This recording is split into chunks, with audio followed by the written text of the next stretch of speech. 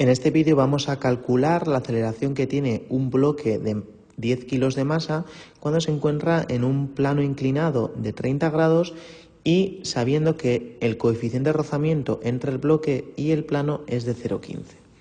Entonces, en primer lugar, ¿vale? El primer paso que teníamos que hacer era determinar todas las fuerzas que tenemos en el sistema.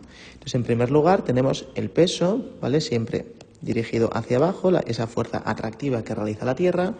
En segundo lugar, tenemos la fuerza normal, que siempre es perpendicular a la superficie, es decir, formando 90 grados con la superficie y siempre hacia afuera, digamos, del suelo, ¿vale?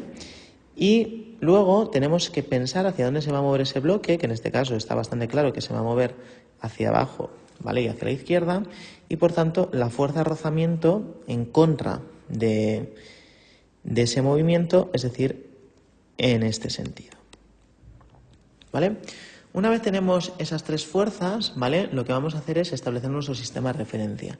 Y hemos dicho que ese sistema de referencia lo vamos a establecer de tal forma que el eje X tenga la dirección del movimiento, ¿vale? Y el sentido va a ser en el sentido en el que se mueva mi objeto. Entonces, en este caso, el eje X será así y el eje Y perpendicular, ¿vale? Ya tenemos el sistema de referencia. Una vez tenemos este sistema de referencia, tenemos que ver si esas fuerzas se encuentran dentro de nuestros ejes. La normal, en este caso sí, se encuentra en el eje Y, la fuerza de rozamiento se encuentra en el eje X, pero el peso no coincide con ninguno de los ejes, es decir, lo vamos a tener que descomponer, vamos a tener que realizar sus sombras.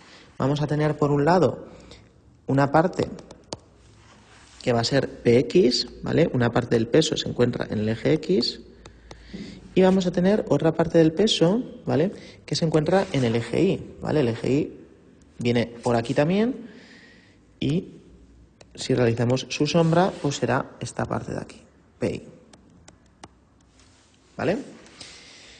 Una vez hemos descompuesto esas fuerzas, lo que vamos a aplicar es la segunda ley de Newton, ¿vale? En el examen, por favor, escribimos la segunda ley de Newton, ¿vale? Ponemos que estamos aplicando la segunda ley de Newton, que nos dice que si sumamos todas las fuerzas, eso tiene que ser igual a la masa por aceleración, ¿vale? Esto es lo que dice la segunda ley de Newton. Entonces, lo que vamos a hacer es aplicar esa segunda ley de Newton, ¿vale?, en nuestro sistema de referencia, tanto en el eje X como en el eje Y. Entonces, en primer lugar, nos vamos a fijar en el eje X. El eje X, ¿vale?, el sentido positivo del eje X lo hemos puesto hacia la izquierda. ¿Y qué fuerzas tenemos en este caso en ese sentido? ¿Vale? Nosotros hemos puesto que el movimiento va hacia la izquierda, por tanto, en ese sentido, ¿qué fuerzas hay hacia la izquierda? Pues en este caso tenemos Px. Por tanto, Px positiva, porque va en el sentido de nuestro eje. Y la fuerza de rozamiento negativa, porque está en el eje X, pero en contra del movimiento. Y eso tiene que ser igual a ¿qué? Según la segunda ley de Newton, a masa por aceleración, ¿vale? Y vamos con el eje Y. En el eje Y, nuestro eje Y positivo lo hemos puesto hacia arriba, ¿vale? Y hacia arriba, ¿qué fuerzas tenemos? Tenemos la normal, ¿vale? Y en contra de ese eje Y positivo, es decir, hacia abajo, ¿qué fuerzas tenemos? Pues en este caso tenemos la parte del peso que se encuentra en el eje Y, que es PI, pero lo vamos a poner negativo porque va hacia abajo, ¿vale? Esto va a ser igual a masa por aceleración. Pero ¿qué ocurre en el eje Y? Que en el eje Y no va a haber movimiento, ¿vale? El movimiento únicamente se va a dar en el eje X. Por tanto, la aceleración va a ser 0 y por tanto esto va a ser igual a 0, ¿vale? Eso prácticamente siempre suele ocurrir en el eje Y, ¿vale? Hay algunos que os preguntaréis por qué por ejemplo, en la normal o en la fuerza de rozamiento aparece la flecha del vector aquí arriba o aquí en la fuerza de rozamiento y cuando ya estamos aplicando la segunda ley de Newton no la estamos poniendo. Porque ya estamos considerando la dirección y el sentido de esa fuerza. Es decir, nosotros ya estamos poniendo si es positiva o es negativa dependiendo de hacia dónde va y ya estamos diciendo en qué eje se encuentra. Entonces, en ese caso ya no hace falta poner el vector, ¿vale? Si a mí me piden ahora calcular la aceleración, ¿vale?, lo voy a tener que despejar del eje X, ¿vale?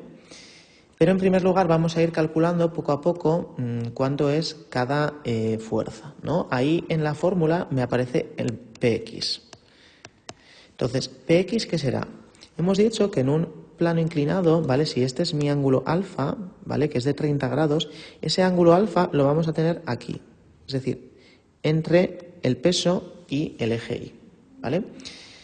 Por tanto, si nos fijamos en el triángulo este, ¿vale? Que voy a marcar en azul, ¿vale? El cateto que se encuentra al lado de ese ángulo rojo, ¿vale? Coincide con el PI. Es decir, ese triángulo que lo tenemos aquí, si yo lo dibujo, este es ese ángulo rojo, ¿vale? Y la hipotenusa está claro que es el peso. Y el cateto que está ahí tocando con ese ángulo rojo es el PI. Y en cambio, ¿cuánto va a tener este tamaño, este cateto de aquí, esto de aquí? Pues coincide con el PX, ¿no? Por tanto, esto es PX. Entonces, si yo quiero calcular Px, será el peso por, y como es el cateto opuesto, ¿vale? El que está lejos de ese ángulo, va a ser P por el seno de alfa. Y si yo quiero calcular Pi, será el peso por el coseno de alfa, ¿vale? Entonces, Px hemos dicho que es P por seno de alfa. Y sabemos que el peso es masa por gravedad. Entonces, donde está el peso vamos a poner masa por gravedad, ¿vale? Y luego eso por el seno de alfa. Entonces, ¿cuál es la masa del bloque? 10 kilos. ¿Cuál es la gravedad?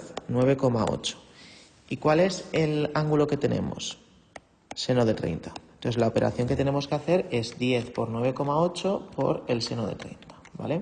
Si realizamos la operación, obtenemos 49. ¿49 qué? Newtons, ¿vale? Porque es una fuerza. Ya tenemos el valor de Px. ¿Cuánto será el valor de Pi? Pues será P por el coseno de alfa. ¿Cuánto vale P? Masa por gravedad. Y eso por el coseno de alfa. Entonces, masa 10 por 9,8 por el coseno de 30. Y de esa forma nosotros podemos calcular cuánto vale la proyección del peso en ese eje Y, ¿vale? Entonces, si realizáis la operación con la calculadora, obtendréis un valor de 84,87 newtons, ¿vale? Esto no nos lo han pedido como tal, pero bueno, sí que es interesante calcularlo, ¿vale? Por tanto, si yo voy a mi ecuación del eje X, a esta primera ecuación, y yo quiero sacar la aceleración, ¿vale? ¿Cómo va a ser esa aceleración? Pues será Px menos la fuerza de rozamiento y la masa que estaba multiplicando pasará dividiendo. Y eso será el valor de la aceleración, ¿no? Px ya lo hemos calculado, son 49 newtons. Pero la fuerza de rozamiento todavía no la tenemos, ¿vale?